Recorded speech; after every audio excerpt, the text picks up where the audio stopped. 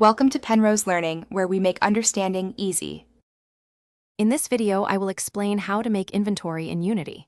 First, we'll establish the core data structures for your items, like their names, icons, and descriptions.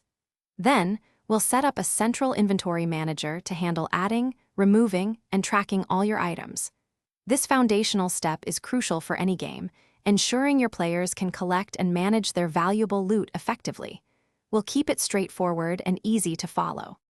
Next, we'll dive into defining your items using scriptable objects. This allows for highly flexible and reusable item data, from weapons to potions. We'll then build an inventory slot system, which visually represents where items are stored. This system will also handle item quantities, allowing for stacks of up to 99 identical items, making your inventory efficient and organized. Now, let's bring your inventory to life with a user interface.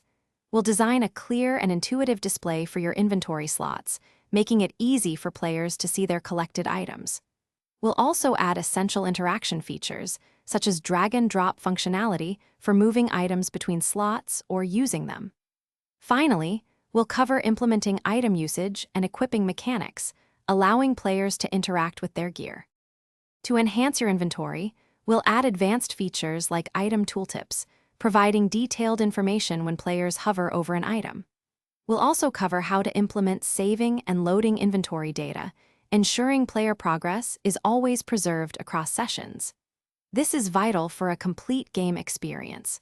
Remember to check the description for a link to the Echo Dot smart speaker and other great deals. These additions will make your Unity inventory robust and user-friendly. Thanks for watching. If this was helpful, leave a like and consider subscribing. See you next time.